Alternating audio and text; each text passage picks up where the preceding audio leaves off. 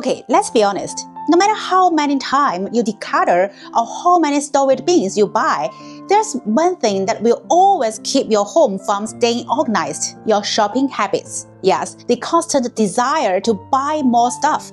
It's everywhere, right? You get an email with a 20% off coupon, scroll through Instagram, and boom, suddenly you need that new gadget, those shoes or that gorgeous sweater. But let me ask you, how many of those things do you really need?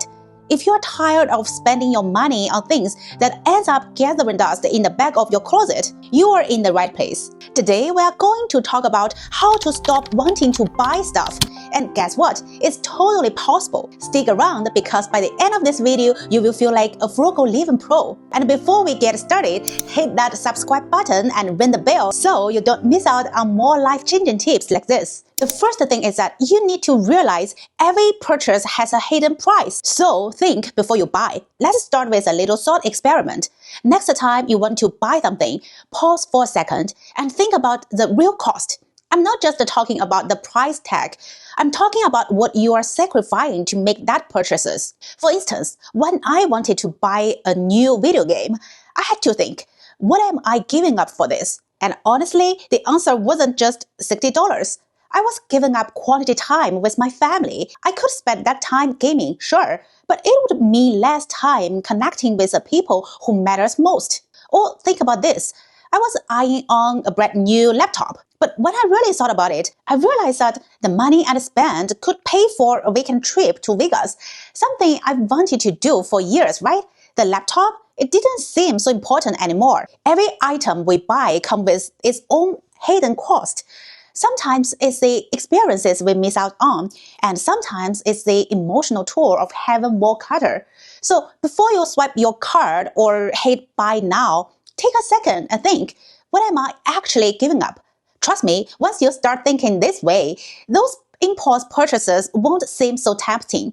Number 2 is set your own shopping rules and principles. Sounds simple, right? But this is one of the most effective ways to stop buying things you don't need. Think about it. Our consumer-driven society is full of temptations. And if you don't have a set of standards for yourself, you're going to fall into the trap every time. Okay, let me tell you about my rules. First off, I only buy things that either solve a specific problem or improve my life in some way. For example, I needed a new phone, so I didn't hesitate to get one because my old one was falling apart. But if it's just a nice-to-have thing, like a trendy new gadget or a pair of shoes I don't really need, I don't buy it. Another rule I follow is I don't buy something just because someone else has it. So do you ever get that feeling when a friend shows you something new and suddenly you're thinking, well, I need that too? That's where your shopping standards come in handy. If you don't need it, just don't buy it. It's not about rejecting good advice. It's about knowing yourself. When I stick to my shopping principles, I don't get overwhelmed by the constant barrage of new stuff. So what are your shopping rules? I encourage you to make your own list. Once you set them, stick to it, and soon you will find yourself resisting temptation with ease. Number 3 is identify your shopping triggers. Now let's get a little introspective. What triggers your shopping urges? Is it boredom or fear of missing out? Or maybe it's seeing influencers flaunting the latest fashion trends?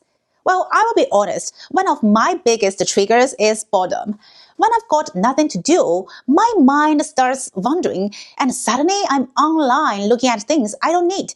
Ever been there? I realize that when I'm bored, I start feeling the need to buy things as a way to fill the empty space. So I found a new way to fight this. First, I started doing things that keep me occupied.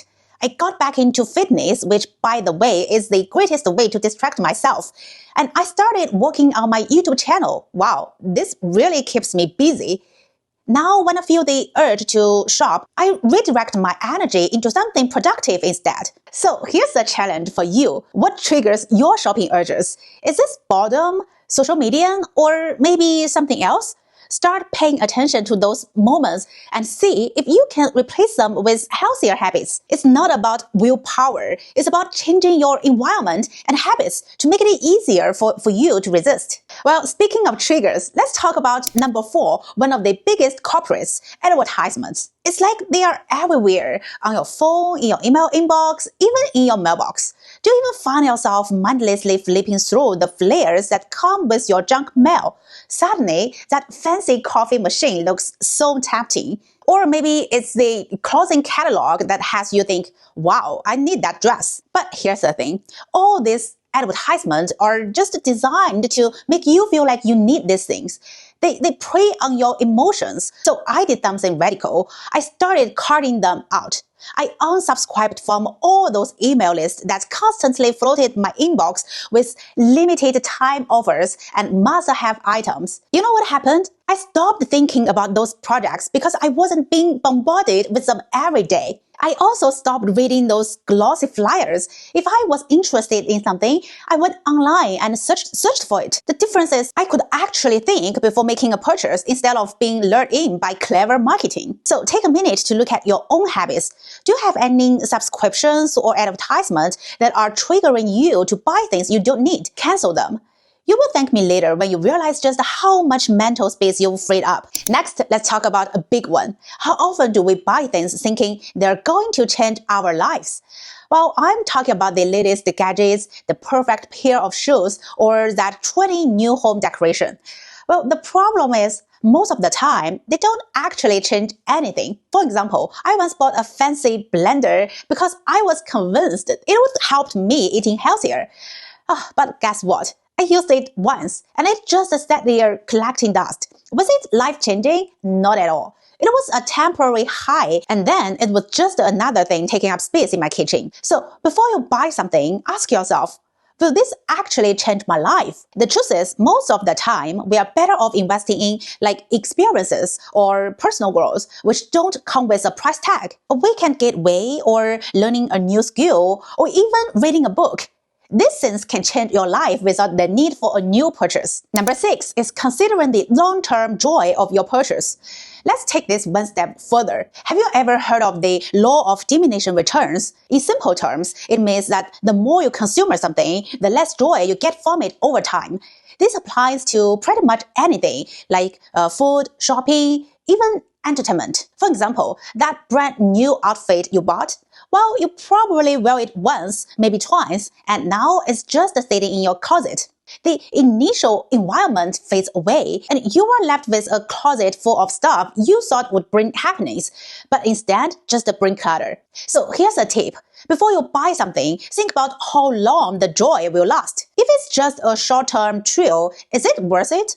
Or would you be better off saving that money for something more meaningful, like an experience or a skill that will bring you lasting fulfillment? Once you start applying this mindset, you will find yourself making smarter purchases that bring you true happiness, not just the temporary excitement. Number 7, small savings add up over time. You know that moment when you are enjoying something that cost, say, $50, and you think to yourself, it's just $50. It's not a big deal, right? Well, here's the kicker. Those small savings really do add up. It might seem like a small amount, but trust me, over time, it's like a snowball effect. Let's do a little math here, just for fun. If you save, let's say, $50 a month by avoiding that random purchase you don't really need, that's $600 by the end of the year. Think about it. $600. What would you do with that? Maybe you could finally take that trip you've been dreaming about, put it towards a solid investment, or even pay down some of that pesky debt. And don't even get me started on what you could do if you started saving even more. Now I get it. Sometimes it feels like those little splurges won't make a difference, but they do. Every time you skip buying something unnecessary, you are one step closer to financial freedom.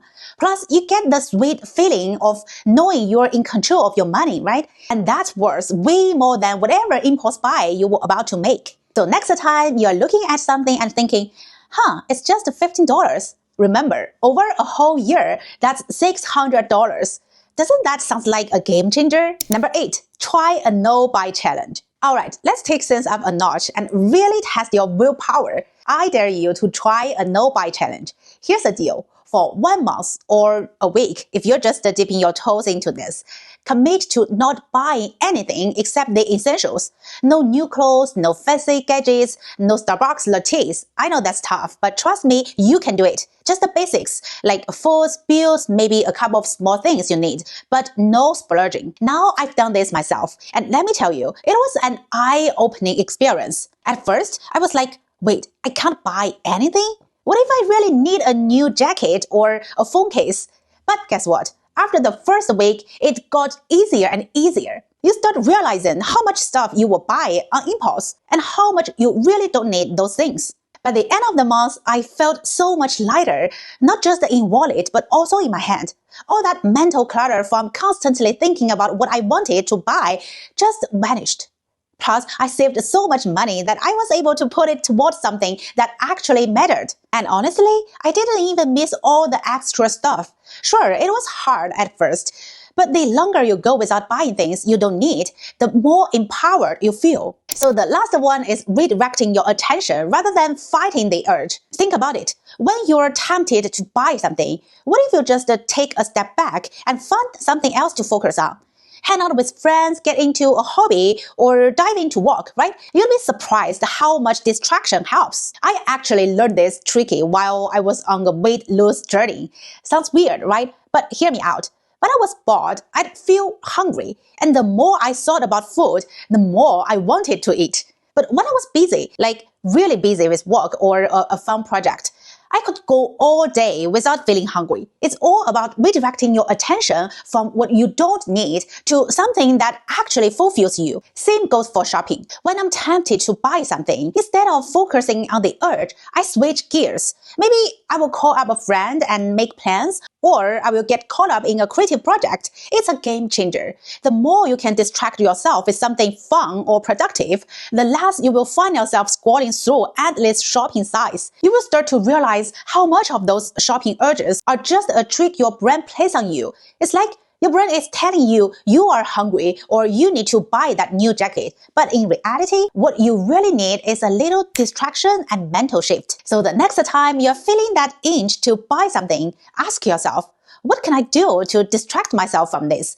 Whether it's taking a walk, binge watching a show, or trying a new hobby, there's always something more exciting than swiping your card, right? And there you have it, folks. If you want to stop wanting to buy stuff and start living more intentionally, remember, it's all about awareness, setting boundaries, and being deliberate with your purchases. It's not about saying no to everything. It's about saying yes to the things that truly bring value to you. Don't forget to hit that subscribe button and ring the bell so you don't miss out on more practical tips for living a frugal, intentional life. Trust me, you don't want to miss the next one. See you soon. Bye.